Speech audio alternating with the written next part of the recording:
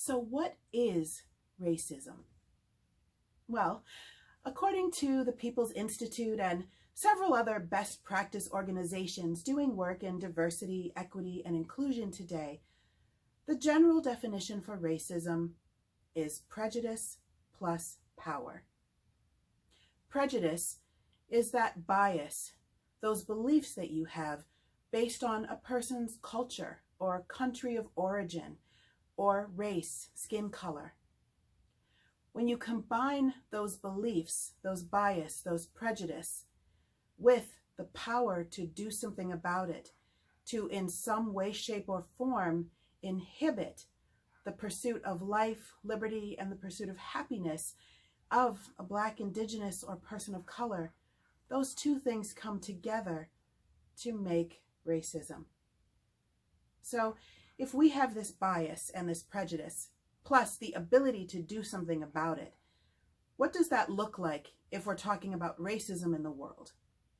Well, it turns out there's actually lots of different types of racism. The type of racism that I was brought up to most easily recognize and experience in the world as racism, knowing how to call it out for what it was, is actually what we refer to now as interpersonal racism. Interpersonal racism, not surprisingly, is the type of racism that can occur between two people. So, for example, if there's someone who calls another individual a racial slur, or denies them service based on the color of their skin, refuses to rent a house to them, or serve them in a restaurant, or pick them up in a taxi cab because of their country of origin, or their color, or their facial features. That's an example of interpersonal racism.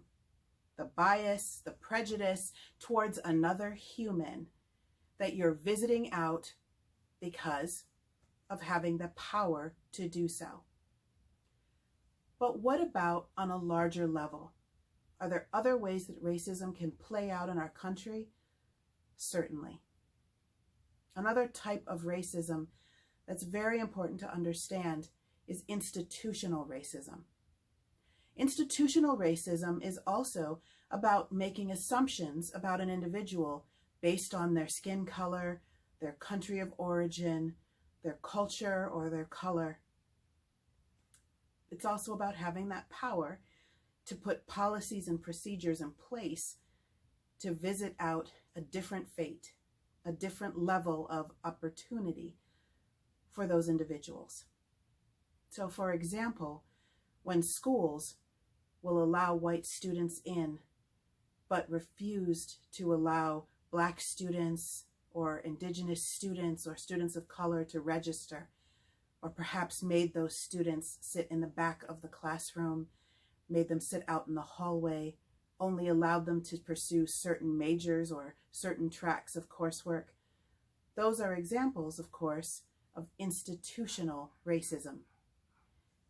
The thing about institutional racism is that within an institution that has racist policies and procedures, there may be very kind individuals, very nice people, even individuals trying to work around the systems of racism in place.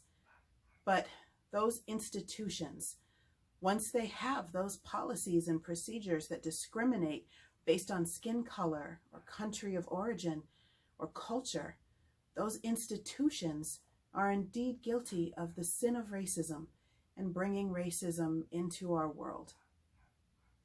Today, we might say that we see examples of institutional racism in that we still see certain restaurants who put signs up saying that people of Asian descent or people of Middle Eastern descent are not allowed. That we have certain agencies that will not allow people from different countries to apply for jobs there. When we see a culture where bosses say, hey, this is coming from the higher ups. It's nothing personal, but we just don't hire or work with or serve or accept contracts with people who look like that. As soon as a business, a school, a swim club, even a church has those kinds of policies or procedures either in common practice, or on paper, that becomes an example of institutional racism. So what about a type of racism that affects multiple institutions at the same time? Well, that's what we call systemic racism. These are large, overarching, and sometimes difficult to define or amorphous systems that have racism woven through them. And so even if it doesn't appear direct, even if it can be challenging to pinpoint, when we look at the results and how it plays out in the world, we see vastly different outcomes for Black, Indigenous, and people of color than we see for white individuals, especially here in America, where white individuals have traditionally had that freedom and that power. We can talk about some examples of systemic racism. For example, in academia, the fact that funding is so very different in places that are traditionally where Black and brown students live or places where white students live, which sets Black and brown students off on a very different start in the world. When we look at academia, we can think about things like, why did I learn about European history from my textbooks, but I didn't learn about the great dynasties of Africa? Why did I have so many music classes, so many art classes where I learned about the great classics, except that what I saw were Caucasian faces, Caucasian instruments from European descent composers and European countries? I never played a didgeridoo. I never heard of an African composer or an Aboriginal composer. I didn't learn about Native American literature or Asian storytelling or dance. Those are examples of systemic racism woven throughout academia. Without even realizing it, European things became the standard. Then, in America, we again hear about mostly white leaders. We hear about white inventors, white accomplishments. We don't get to hear the truth about what was happening to our Black brothers and sisters, our Asian siblings, the real truth about much of Native American reality throughout American history. That's only beginning to enter our curriculums in this 21st century. Systemic racism also plays out in things like voting rights and where voting places are set up and who has easy access to voting. Things like financial institutions, the ability to easily get loans. I was shocked when I learned that the average wait time for a veteran applying for a school loan or a home loan after World War II was a 2-week waiting period for white soldiers, but a 2-year period for Black soldiers or Hispanic soldiers.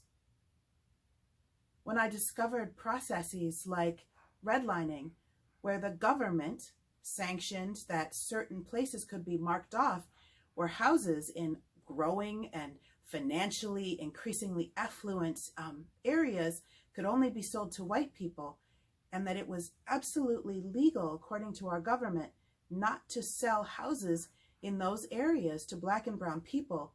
So Black and brown individuals could only buy houses in areas that were considered less desirable. Well, that wasn't about an individual person being disliked. That wasn't even about an individual bank or real estate agency. Those were government policies and procedures. Those were the whole housing systems of things like banking, funding, housing. So again, these are examples of how we've seen systemic oppression or systemic racism weave its way through the realities, the access, the opportunity, the possibilities for success and happiness for our Black and brown siblings and neighbors.